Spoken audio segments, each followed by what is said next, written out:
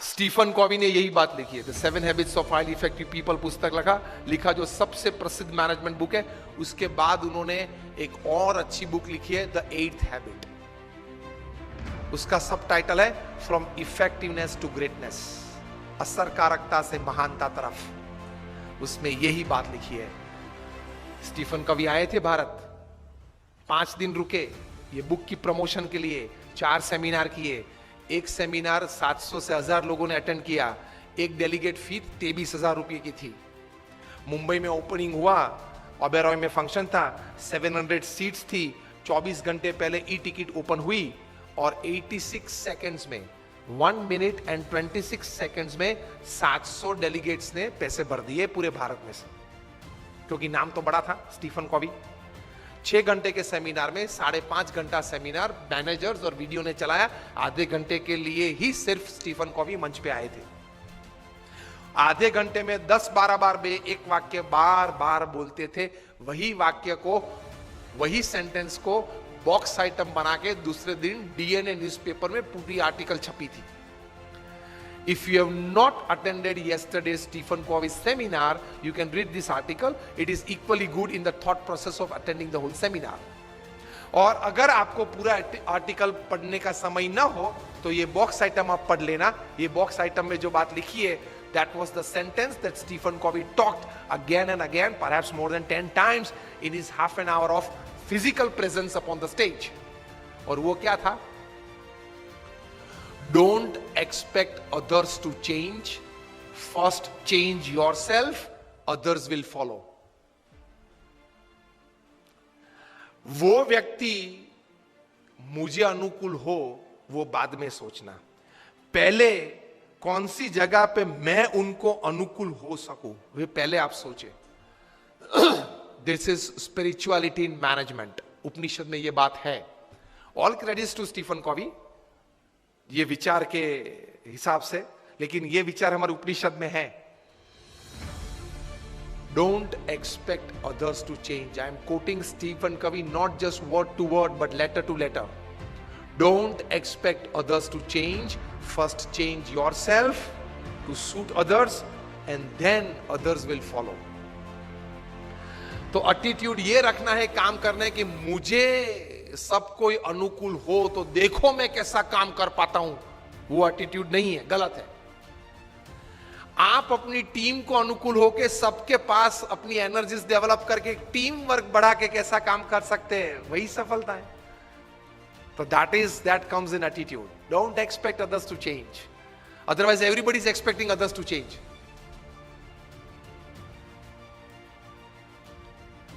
हमारे गुणातीयन स्वामी ने 200 साल पहले लिखा है क्या, कि अगर मैं जिस तरह से समझ रहा हूं ऐसा ही सब समझे तो बहुत अच्छा।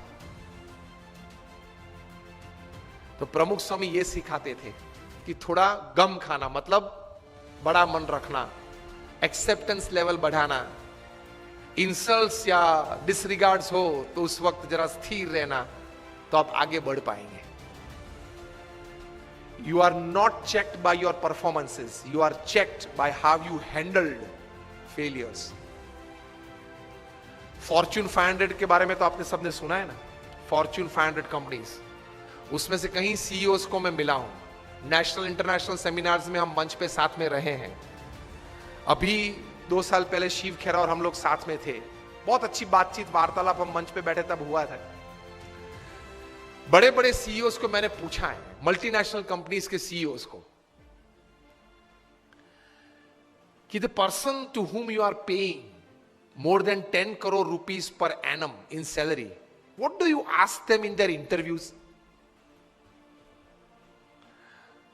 तो एक बड़े मल्टीनेशनल कंपनी के सीईओ ने मुझे पूछा था कि Swami this is the first time I am asked this, कभी हमने ये नहीं सोचा था। मैंने बोला कि क्योंकि कई एग्जीक्यूटिव्स हैं, उनकी एनुअल तनख्वाह 50 करोड़ 100 करोड़।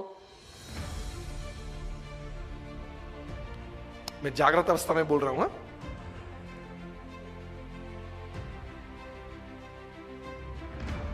ये बहुत बड़ी सॉफ्टवेयर बनाने वाली कंपनी है।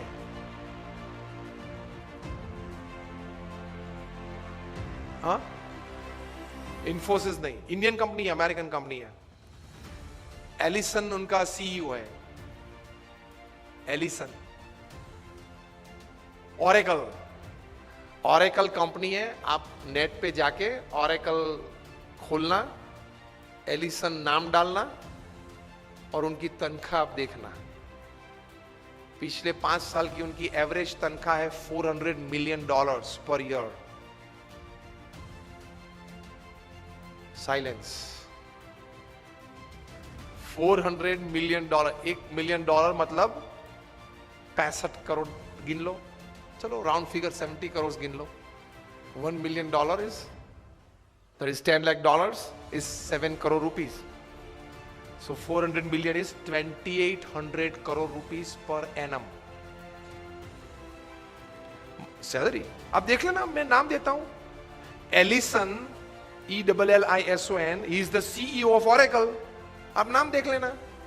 अभी परसों ही आपने सुना होगा सुंदर पिचाई का, गूगल के CEO, पर डे की सैलरी 3.5 करोड़। परसों ही न्यूज थे, हाँ 2 दिन पहले न्यूज थे। In the print media it is today, electronic media में 2 दिन पहले आ गए थे ब्रेकिंग न्यूज में। लास्ट ईयर फाइनेंशियल ईयर की पूरी सैलरी उनकी 1285 करोड़ थी, टू बी एग्जैक्ट 1285.5 करोड़, मतलब रोज की तनख्वाह 3.5 करोड़ की। सुंदर पिचाई, गूगल के CEO, आप देख लेना। मैंने इनको पूछा, इनकी MNC की टर्नओवर थी 2.5 लाख करोड़ की।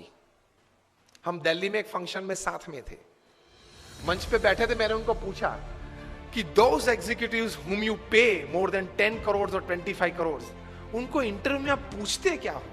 क्योंकि उनके पास डिग्रीज तो एक्स्ट्रा ऑर्डिनरी है, he is a double MBA from LSE और हार्वर्ड, एकेडमिक्स तो पूछना नहीं है। इतनी बड़ी तनख्वाह देते हो तो वो 10-15 साल का अनुभव तो है उसको। 10-15 साल में उसने 50,000 करोड़ 1 लाख करोड़ मैनेज किए हैं, हर साल टर्नओवर किया है, ऐसी कंपनीज में ही बड़ी बड़ी पोजीशंस में वे रहे हैं। तो उनको नेटवर्किंग में पूछना नहीं है, एडमिनिस्ट्रेशन में पूछना नहीं है, HR में पूछना नहीं है, मैनेजमेंट में पूछना नहीं है, ग्रोथ के बारे में आपकी क्या सोच है वो पूछना नहीं है। आप पूछते क्या हो उनको इंटरव्यू में? उन्होंने मुझे एक बहुत अच्छी बात बताई कि स्वामी जी, इन कक्षा के लोगों को जिनको हम ये प्रकार की तनख्वाह देते हैं, उनको इंटरव्यू में एक ही प्रश्न पूछते हैं। I was like very surprised. मैंने बोला एक ही प्रश्न पूछते हो कहा? और उनका उत्तर वे 20-25 मिनट तक देते हैं, तभी उत्तर पूरा बनता है। That was more surprising. I said what do you ask? He said हम एक ही प्रश्न पूछते और ये पूछते हैं, describe a big failure in your life and how did you handle it? प्रश्न क्या पूछते हैं इन कक्षा के लोगों को? Describe a big failure in your life. आपके परफॉर्मेंस के बारे में हमें कुछ पूछना नहीं है कि मैं पहली कंपनी में था, वहां 200% सेल बढ़ा दिया, दूसरी कंपनी में था, वहां 500% ग्रोथ कर दिया, वो हमें नहीं सुनना है। वो था आप लोग सब जो यहां बैठे हो, जो इंटरव्यू वाले देने आए हो, जिनको हम ये तनख्वाह देने वाले, सबके पास ऐसी परफॉर्मेंस स्टोरीज है, ये कॉमन है, ये हमको नहीं पूछना है। पूछना क्या है? Describe a big failure of your life and how did you handle it. Simple. Performance से आपका कैलिबर का टेस्टिंग नहीं होता, वो तो किसी को भी चांस मिल जाता है, प्लेटफॉर्म मिल जाता है तो कूद लेता है। How did you handle failure? How did you handle a setback? How did you handle a fall in your life? That is important. क्योंकि अब रूटीन में जब हमारी अगर हमने आपको हायर कर लिया, रूटीन में हमारी कंपनी चलती होगी, तो आप तो अच्छा परफॉर्मेंस दिखाए नहीं वाले हो। लेकिन कंपनी में अगर बड़ी आफत आ गई तो आप क्या करोगे वो बताओ। बाकी तो आपकी जगह और कोई भी ये कंपनी चला लेगा। Isn't it a very important question?